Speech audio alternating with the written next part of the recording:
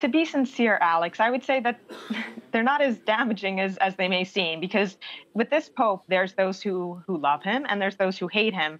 And it's definitely pretty polarized and there's few in between. So with this specific allegation that was published in this 11-page letter by Archbishop Vigano, who used to be the number 2 in the Vatican government and then was sent to the United States, who kind of has a bit of a checkered past himself because he was involved also in the VatiLeaks scandal in the Vatican. So he's always been, as was said in the report, an arch critic of the Pope. And this letter, as was also noted, really didn't contain any evidence. On the return flight from Dublin, the Pope, when asked about it, he didn't give a response saying, journalists, you go and verify the fact yourselves, because ultimately he basically dismissed it, saying this doesn't merit a response.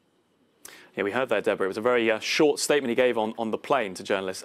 Yes. Just in terms, across the visit, across the weekend, we heard the Pope address the abuse and ask for forgiveness. But in terms of what concrete action the Vatican is proposing to deal with these problems, what have we heard?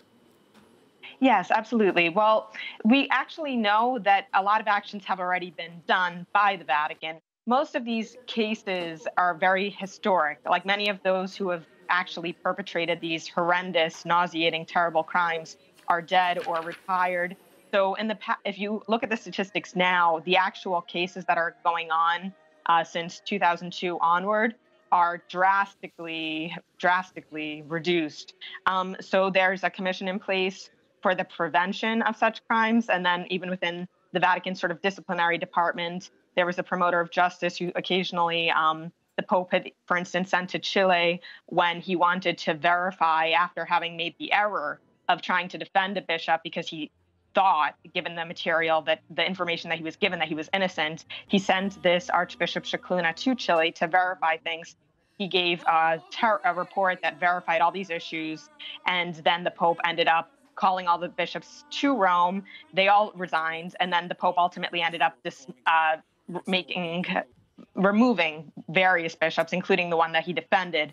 So we see various concrete steps that have been done. Mary Collins, the victim of sex abuse in Ireland, she was not pleased that a specific juridical structure, a permanent way of judging bishops, she wants that to be established in the Vatican for judging the world's bishops when there are cases, but the Pope did explain that there is already a system in place for judging and an ad hoc jury. So there is a different system.